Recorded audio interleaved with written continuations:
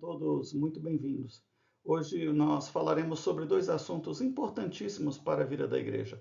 Nós vamos falar sobre a estrutura, como a estrutura de governo está estabelecida dentro da igreja, como as igrejas se organizam para se autogerirem e quais são os seus principais líderes, a liderança dessas igrejas, como elas se dividem e quais as suas funções.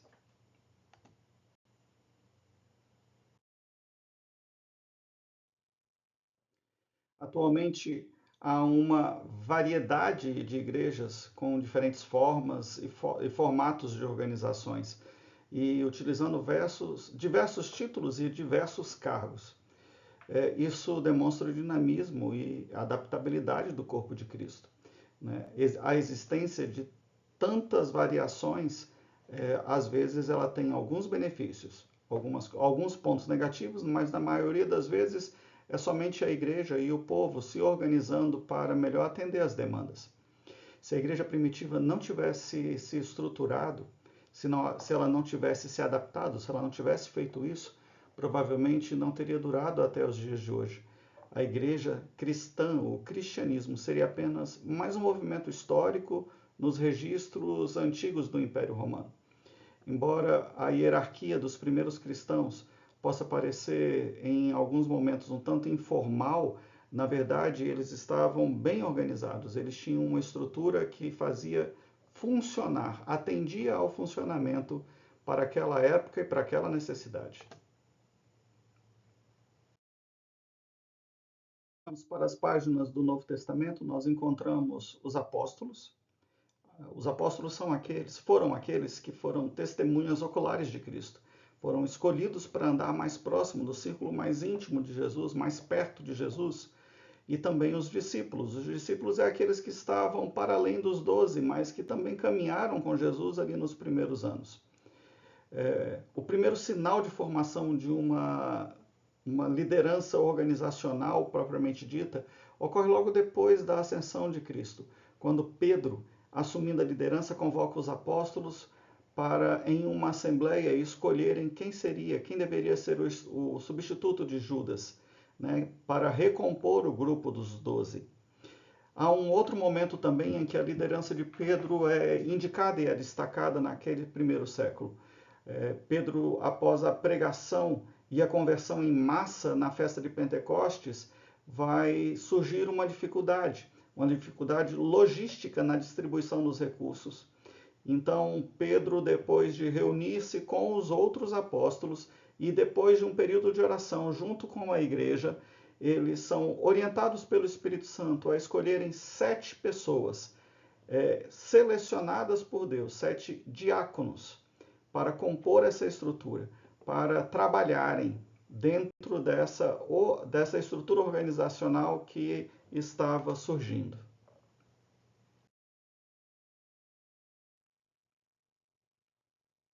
A igreja, contudo, não cria uma estrutura de governo do zero, não cai do céu, façam assim. Ela vai copiar e vai adaptar olhando as estruturas já existentes. A estrutura que eles vão seguir é a mesma estrutura adotada nas sinagogas e a mesma estrutura que nós vamos encontrar também existente no Sinédrio, lá no templo, né? As sinagogas possuíam 2 cargos em particular. O governador, que era responsável pela ordem e pela liturgia, aquele que comandava a assembleia, que a presidia, né, as reuniões dentro da sinagoga, e o atendente. O atendente era aquele que era o guardião das escrituras sagradas, dos rolos, né, e que cuidava e geria todo aquele patrimônio. Mas mesmo nesse momento de estrutura sinagogal, todas as decisões eram tomadas dentro de um regime de colegiado. E isso nós vamos ver se reproduzindo da mesma forma lá em Atos 11, quando nós encontramos a igreja de Antioquia se reunindo sobre a liderança de Barnabé para escolher aqueles que deveriam ser enviados como missionários para pregar aos gentios. E naquele momento, sobre a liderança de Barnabé e a votação de toda a igreja, toda a liderança da igreja, foi escolhido então Barnabé e Paulo para serem missionários enviados aos gentios.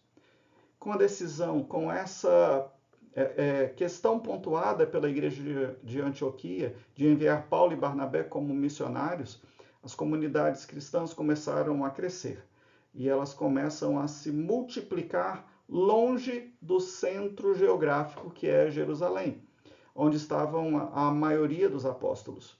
Então vai surgir então a necessidade de se levantar lideranças locais sob a supervisão agora de agentes missionários, como Barnabé e Paulo e João, que vão depois fazer as suas viagens para orientar essas igrejas, tá? Mas essas pessoas indicadas vão assumir com títulos de, muitas vezes, pastores, bispos e presbíteros. Aqui, nesse primeiro momento, essas três palavras elas são usadas como sinônimos, intercambiáveis, e esses pastores, bispos e presbítero, dependendo da região, você vai ter um nome dado especificamente, usado mais específico, mas eles vão assumir a responsabilidade por cuidar do pastoreio, da administração e da orientação dos novos convertidos ali nas determinadas localidades espalhadas pelo Império Romano conhecido naquela época.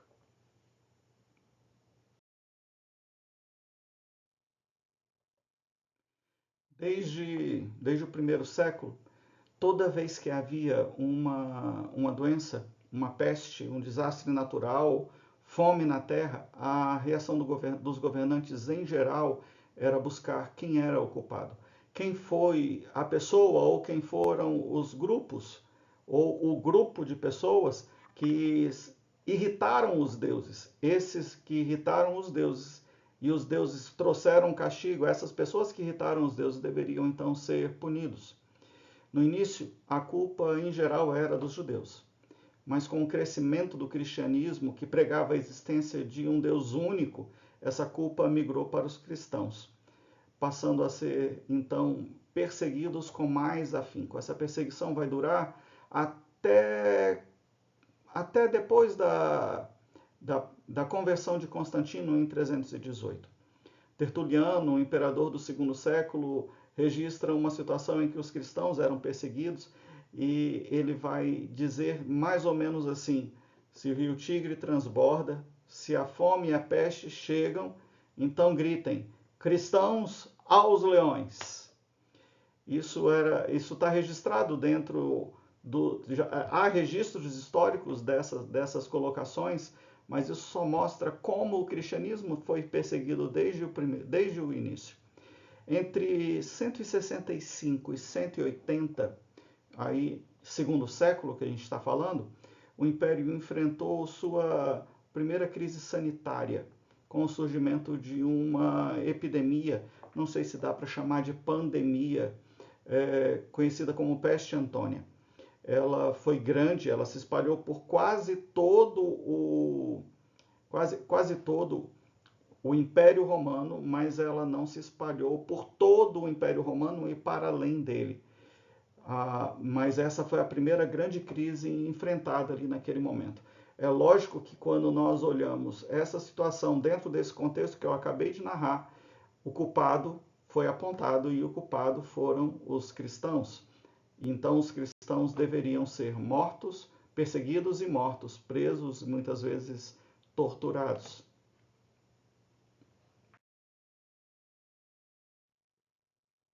Cerca de 70 anos depois desse período dessa peste, durante o início do governo do imperador Décio, duas outras crises surgem e vão contribuir para a desestabilização do império. A primeira delas acontece no campo político. O império enfrentou a crise do terceiro século, com a perda de territórios e a constante troca de imperadores. Isso fez com que esse período ficasse conhecido como o período dos imperadores da caserna. Né? A maioria dos imperadores vinham das fileiras militares. Eles assumiam o poder tomando pela força. Essa foi a primeira grande crise enfrentada nesse período. A segunda foi o surgimento da primeira pandemia. Aí sim, a primeira pandemia que se tem registro. É uma doença chamada peste cipriana. Alguns vão dizer que ela ainda é decorrência da peste antônia e ela foi identificada começando em 249 e ela vai durar até 269. Né? Ela se espalhou a partir do Egito e essa sim atingiu todo o Império Romano. Foram mortos quase 5 milhões de pessoas afetados por essa peste.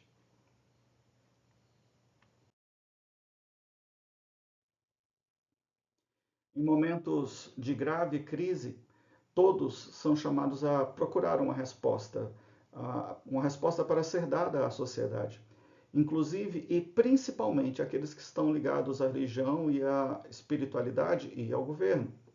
É importante destacar que, à época, as epidemias, a escassez, os desastres naturais eram vistos como castigo dos deuses.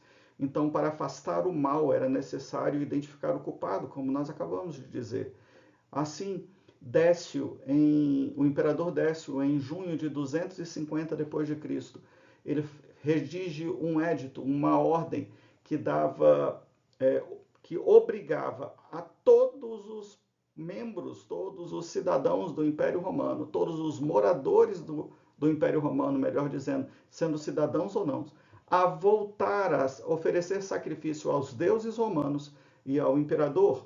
O que eles estavam considerando? Décio considerava que o crescimento de outras religiões tinha desagradado aos deuses romanos e por isso os deuses romanos mandaram a peste para atacar todo o império. É interessante ressaltar aqui que, embora o Décio tenha feito esse édito, né, ordenando a volta do sacrifício, essa não é uma perseguição direta aos judeus, ou específica para os judeus ou para os cristãos. Era para qualquer um. E desde que aquela pessoa oferecesse o sacrifício e recebesse o seu certificado que ela tinha oferecido o sacrifício, estava tudo certo, ela podia continuar a sua vida normal. O grande ponto é que nem judeus se submetiam a fazer sacrifício a deuses pagãos, nem cristãos se dobravam a deuses pagãos. Por isso que muitos cristãos e judeus foram mortos a partir desse édito emitido por Décio em 250. Foi um dos períodos mais sangrentos para o cristianismo.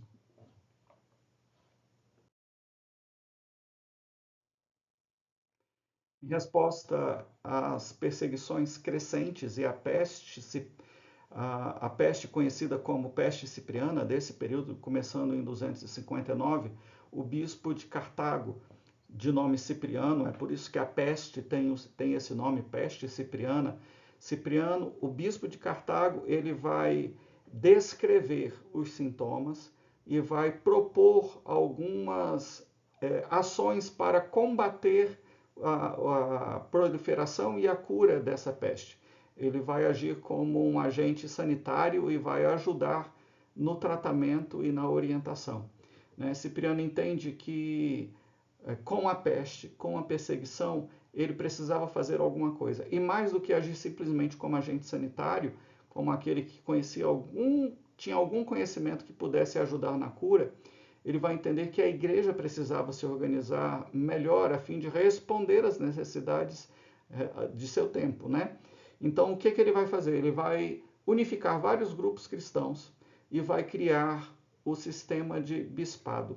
Até aqui, esse momento, o cristianismo ainda estava disperso, toda a orientação vinha diretamente, praticamente, de Jerusalém. Né? Os apóstolos já tinham morrido, nós estamos falando aí do século III já, do século III.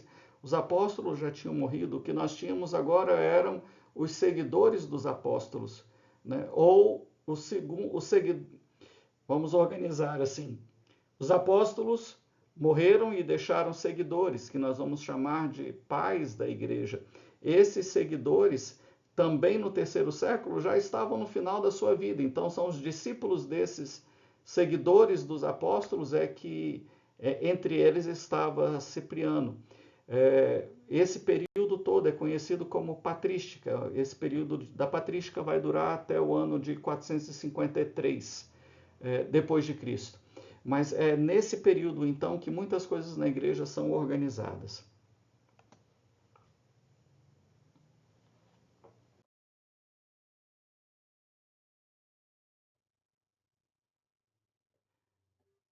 E já que nós estamos falando de que muitas coisas foram organizadas nesse período, uma das coisas e uma das principais coisas que foram organizadas nesse período, a partir da decisão de Cipriano, foi identificar ou criar uma hierarquia com relação àqueles que eram colocados como líderes das igrejas.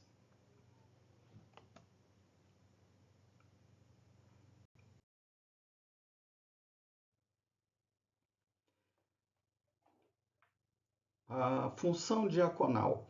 Vamos começar por ela. Os diáconos foram escolhidos, a gente vai encontrar esse registro lá no livro de Atos, e é a primeira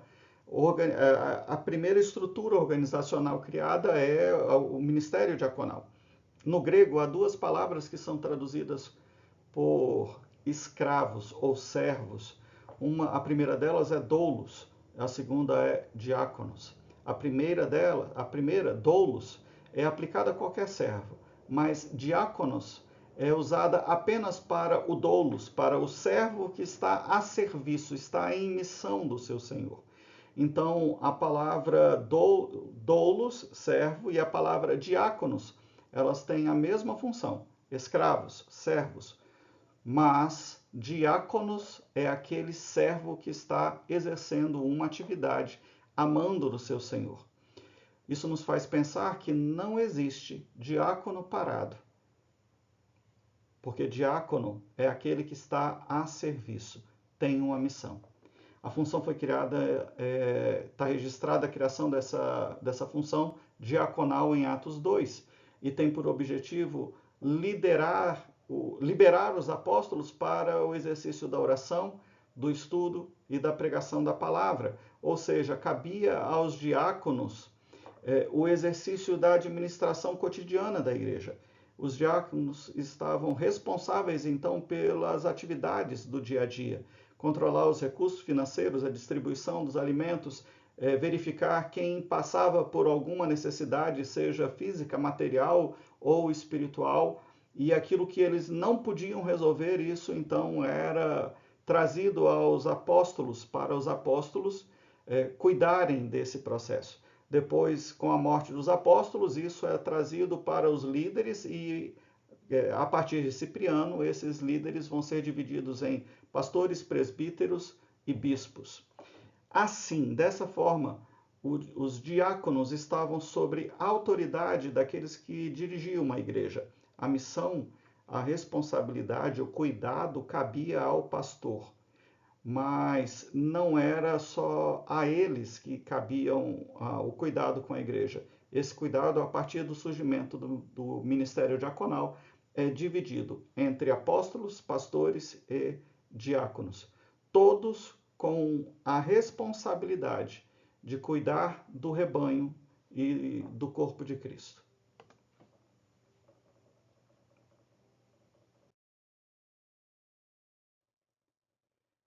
O diaconato tem toda a autoridade para corrigir em amor qualquer membro da igreja, cujo comportamento não esteja conforme os ensinamentos bíblicos ou que esteja causando desordem durante os momentos de celebração de culto.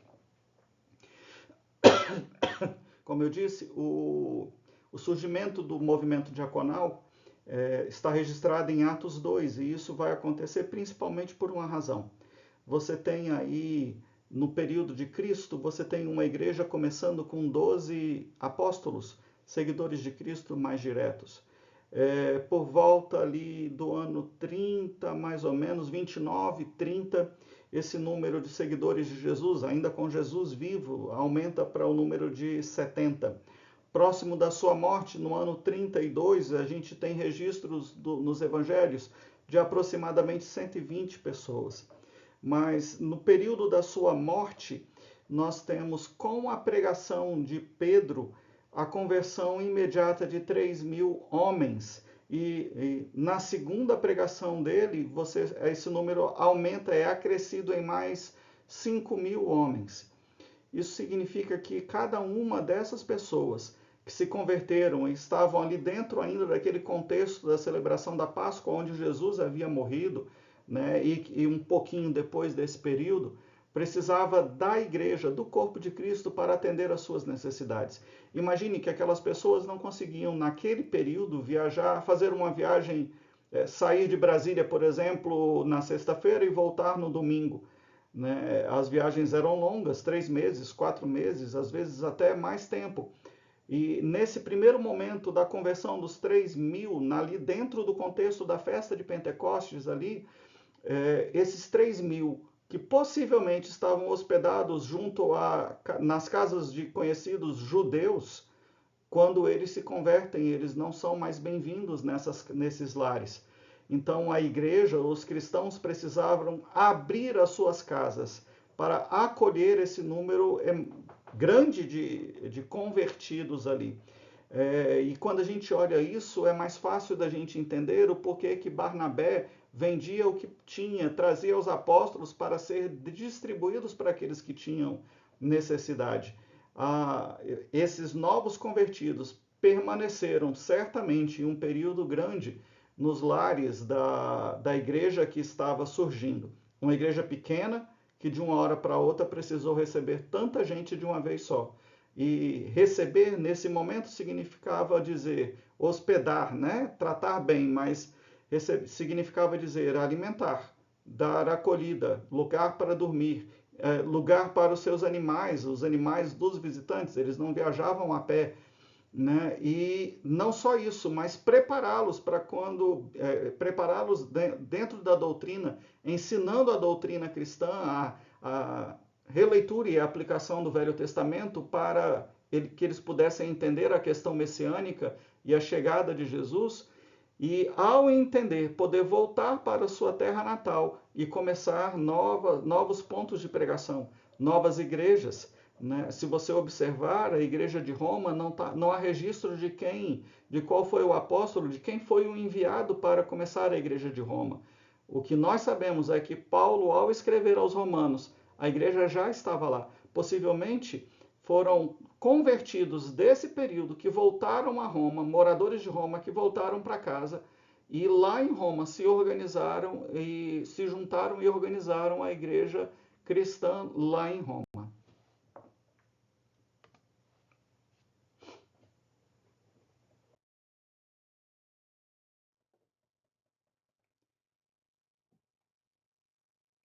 O segundo oficial da igreja que a gente precisa considerar vem do termo traduzido para o português pastor. O termo pastor, o que vem traduzido para nós como pastor, tem origem no grego e a palavra é poiné, né? Significa literalmente aquele que cuida de ovelhas. Tá? A figura do pastor é aquela que deve alimentar, proteger, defender, corrigir e amar a sua igreja. Mas o pastor, como nós entendemos hoje, ele também abraça as funções tidas como presbítero ou ancião, aquele que tem experiência e conhecimento espiritual para transmitir a outros. Por isso, a orientação de que a gente não deve se apressar, não deve ser apressado em impor as mãos sobre a cabeça de ninguém. Primeiro, a gente tem que preparar essas pessoas para o exercício do ministério. Então, o pastor é aquele que cuida, alimenta, protege, mas ele também precisa ter conhecimento, ele não pode ser neófito na fé, porque é dele que vem o crescimento espiritual da igreja. E o pastor também vai exercer nesse primeiro século e segundo século a função de bispo, né? E o bispo é aquele que vai organizar administrativamente a igreja, é ele que vai cuidar da gestão da igreja. Então, quando nós falamos do ministério pastoral para esse primeiro século, nós estamos falando de alguém que cuida, que ensina e que administra muitas funções para uma pessoa só.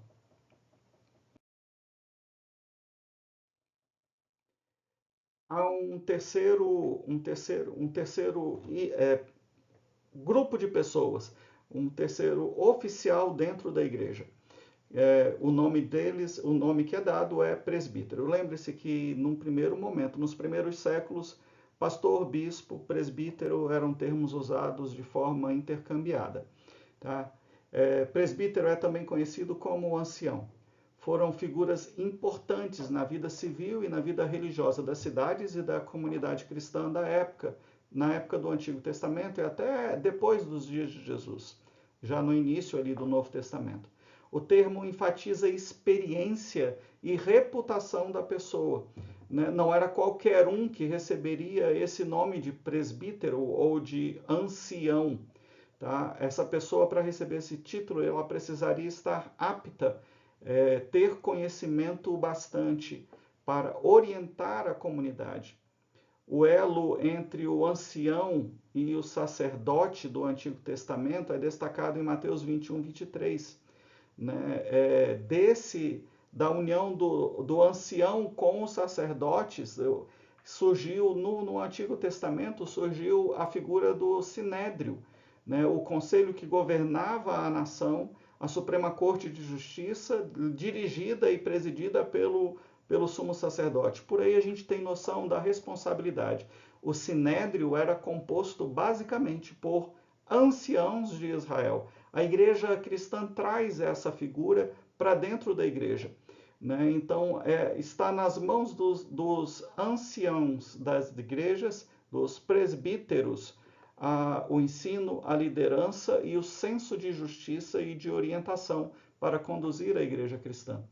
Os apóstolos, às vezes, eram tratados como anciãos, presbíteros. 1 Pedro 5,1 vai dizer isso. E eles também nomearam, escolheram outras pessoas para a mesma função, presbíteros, anciãos, na igreja primitiva, na igreja que estava surgindo. Atos 11:30 vai nos dar uma boa referência disso. Eles tinham, então, a responsabilidade dentro da igreja cristã, a principal responsabilidade do ensino e da supervisão pastoral.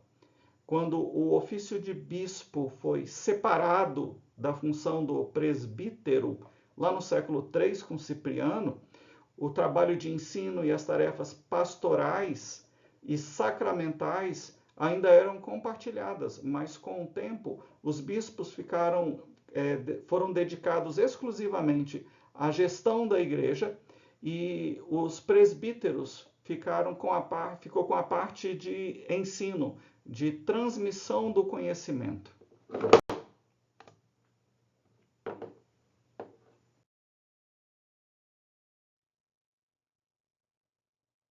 E por falar em bispo, a palavra bispo vem do grego episcopos e era empregada em geral para magistrados, para um imperador romano e para filósofos que atuavam como orientadores, dirigentes espirituais.